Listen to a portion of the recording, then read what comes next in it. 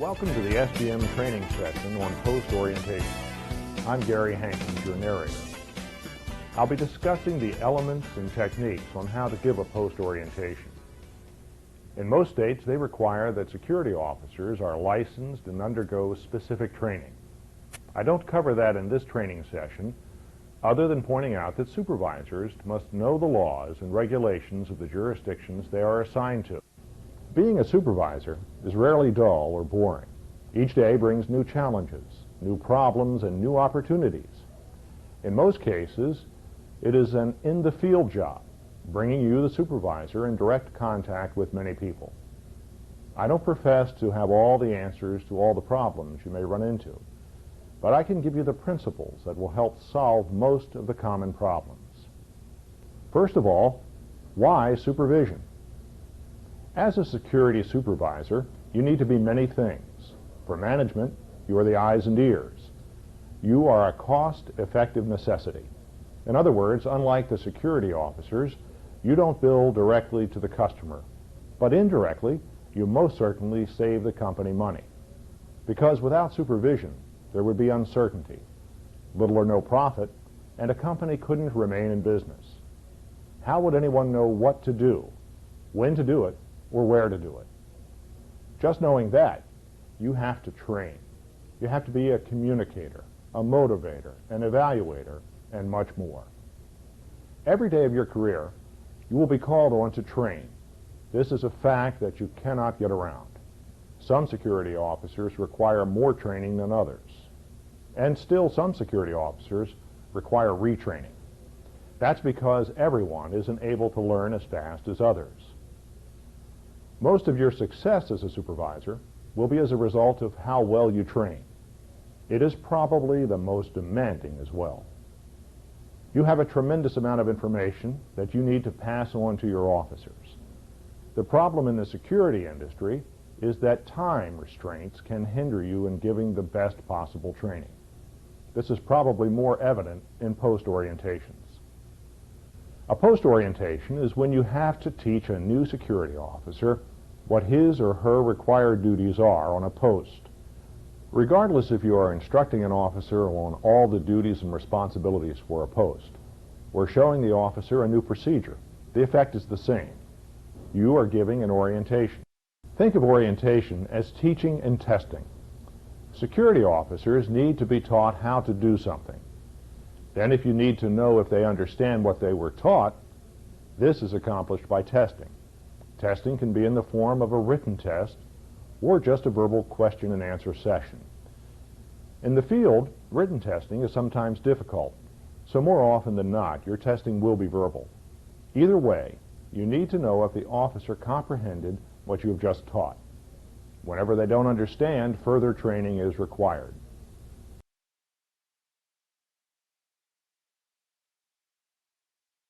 First, you must know the subject or post duties and requirements yourself. If you don't know the subject, then you're just washing your feet with your socks on. It's all a waste of time, or worse, it could be disastrous.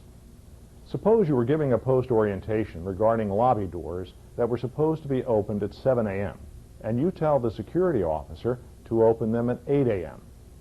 At 7:10 a.m., the entire office building personnel would be clamoring outside the door demanding to enter. If you must train in an area where your knowledge is weak, then do everything you can to learn the subject. Read the post orders, ask management, ask fellow supervisors. You may have to ask outside agencies such as police officers. Sometimes you may even have to ask an experienced security officer. Don't be ashamed to ask. They'll respect you for it. If it is too technical for you, advise management and request assistance. The last thing you want to do is confuse your officers or give them the wrong information. There's nothing worse than losing the respect of your officers. So always know your subject thoroughly. There's an old proverb, "Tell me, and I will forget. Show me, I may remember. Involve me, and I will understand." Nothing could be truer. If you just tell a security officer how to perform his or her duties, chances are they will forget. If you tell and show them where their duties are, they stand a much better chance of being successful. But involve them in the post orientation by taking them step by step, showing them that it is their post and their responsibility, and your success rate will take a quantum leap. You see, they will understand and carry out your instructions. Let me give you an example. This is a handheld barcode reader used for guard tour systems to monitor patrols. The security officer scans the various barcode check stations located throughout a post while on patrol. When he scans the check station, it records the name of the post, his name, as well as the exact time and location. He is then able to download that information to management. As you can see, this type of procedure would require a specific type of orientation. You may have to spend more time on this than you would in showing officers how to unlock doors. There is no better method of training than the hands-on method. Always look for ways to give your officers practical experience as part of their training.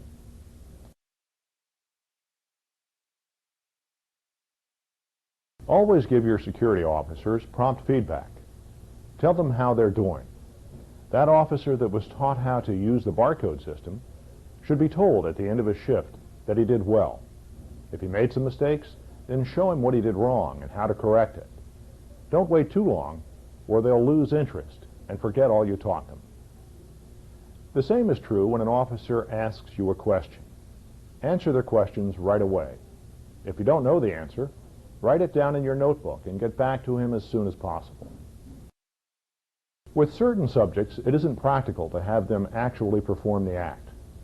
For instance, making a citizen arrest. You certainly wouldn't go out and arrest someone just to demonstrate the procedures.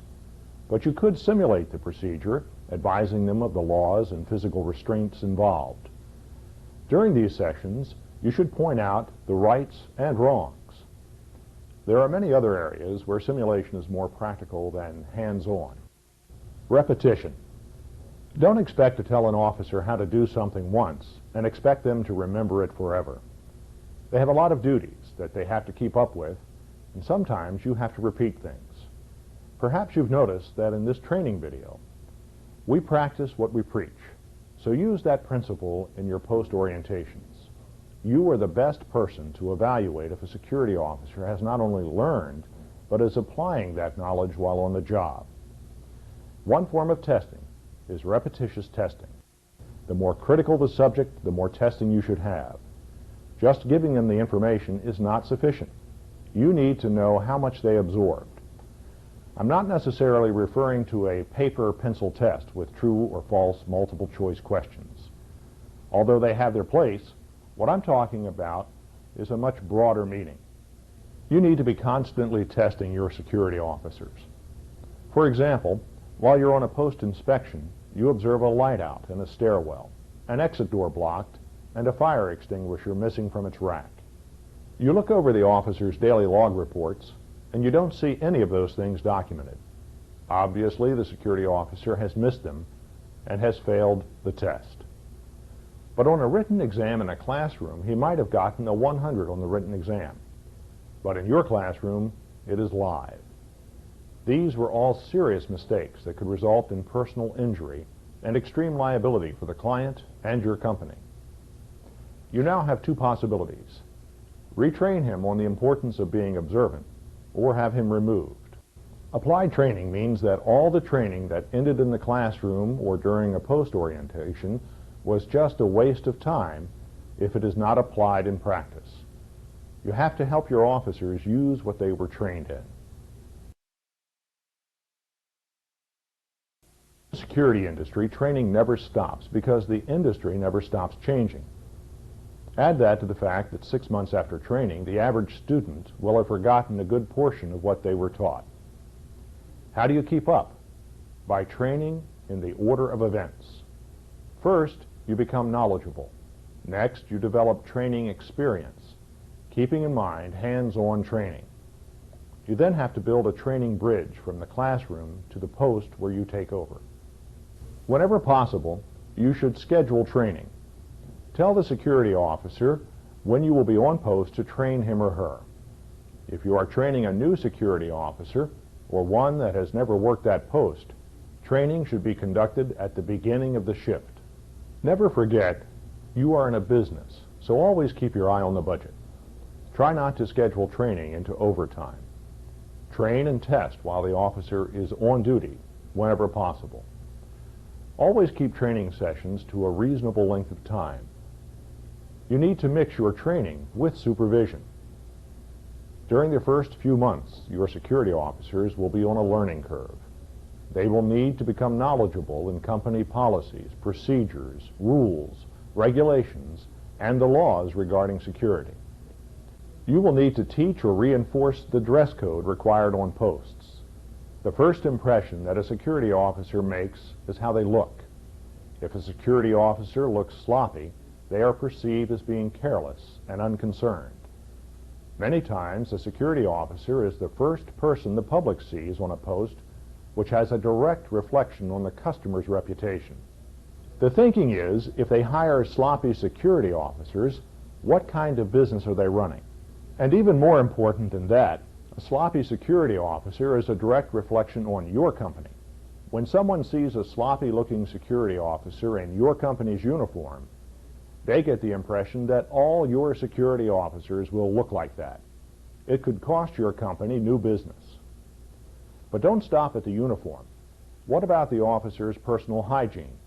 Do they need a haircut? Do they need a shave? Are their shoes shined? And so forth. You should continually keep your officers advised of the company benefits. Your company has a sincere interest in its employees and is shown by the benefits program they make available. Benefits are tools which you can use to inspire motivation and commitment to the company.